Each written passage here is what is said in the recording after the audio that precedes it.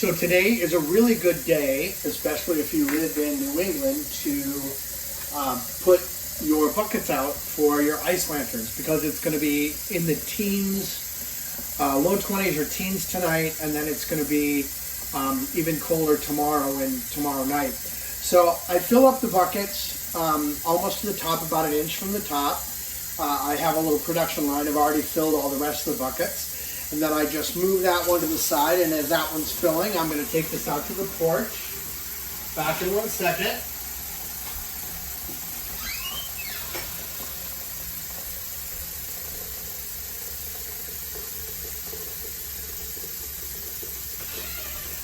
And then as this one fills up, then this will be the last one, and I'm going to go out to the porch and show you how I place them outside to make sure that they freeze correctly, so that they are as easy to make as possible. So once this one is filled up, I'm going to take that out to the porch, and then we're going to go out on the porch and I'm going to show you how I place them to make sure that the when you create them, it's really easy. I have my buckets out on the back porch. It's a screened-in porch, so I don't have to worry about the snow that's coming tomorrow.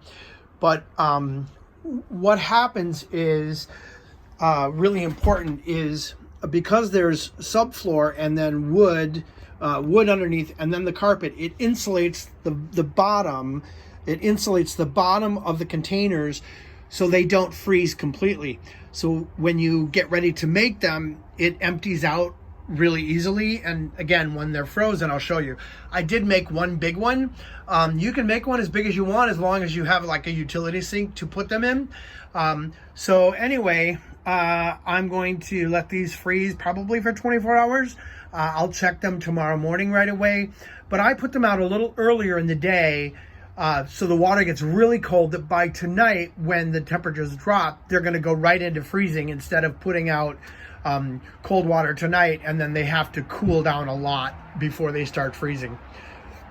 I hope to see people with making ice lanterns. I had my molds, so these little waste baskets, out on the back porch for about 2 days. The temperature's been in the mid-20s or so, which is good because then they freeze slowly. So once I have them to the thickness I want, I'm going to rinse this off real quick and show you. You can see there's a circle inside the ice. That means the center is not frozen. So I didn't want it to freeze all the way through. So I just run a little warm water over the bucket. Comes right out.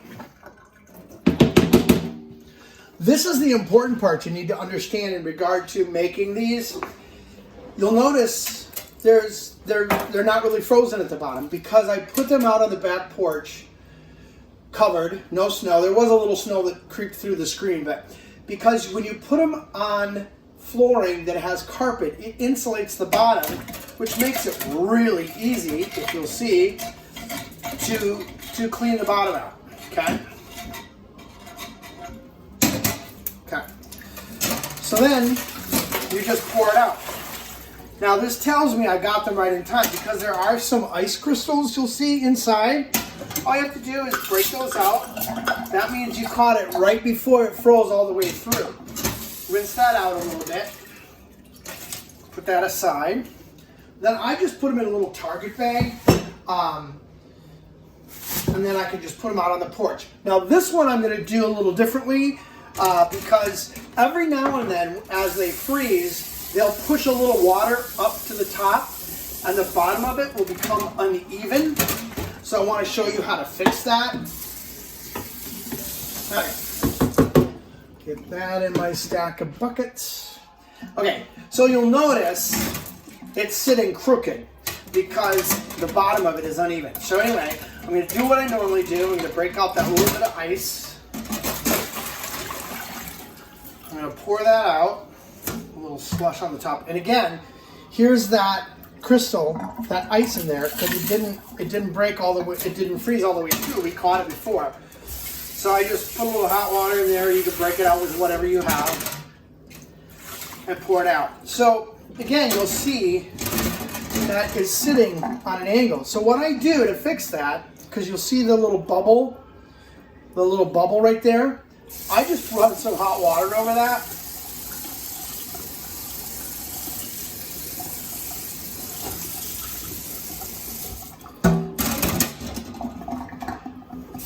Just adjust it accordingly. There, now it sits level. So that's ready to go.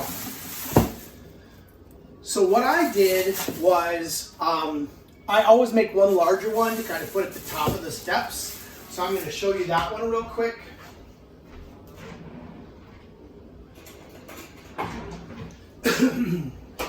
So I just use a bigger bucket.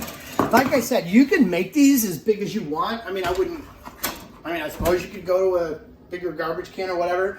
Again, a little bit of snow in there. So same thing. Run some of that warm water over there. This is probably about the biggest one I could make because of the size of the sink. So, same thing. Pour it in there. Get that bucket out of the way. Again, break the top out since it didn't freeze because it was insulated from that carpet. So I'm going to pour that water out. Now again, I have the same problem here, a little bit of a bubble. So I'm just going to run some hot water over that.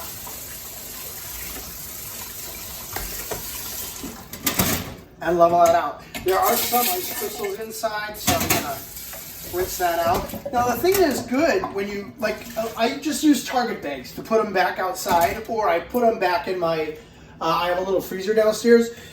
But since you have that, since you have a little bit of water in the bottom, actually when you put them back out to let them sit for a while, they'll actually, the water on the bottom will level out and it'll freeze again, which will make it very flat. So I'm just going to put that right there. I'm going to back up a little bit.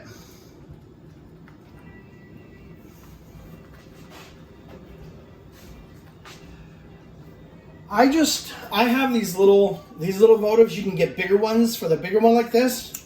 But again, you just light it. Now this one you could probably put 2 candles in. And you just put it in there.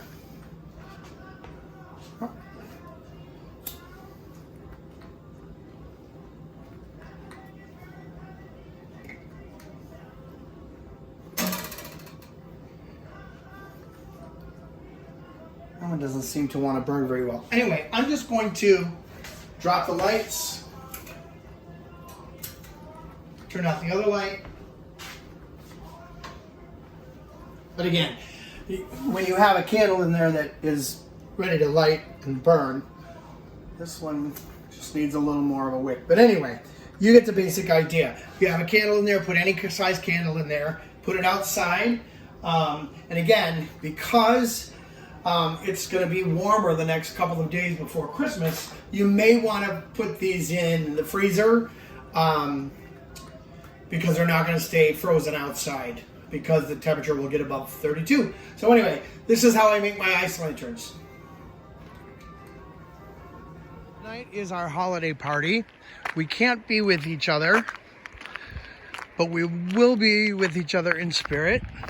We're doing it on Zoom, but I thought I would still make some of my ice lanterns and put them out to celebrate. So using a larger candle means it's going to burn a longer time. This has burned 10 hours now, period. Still looks so pretty.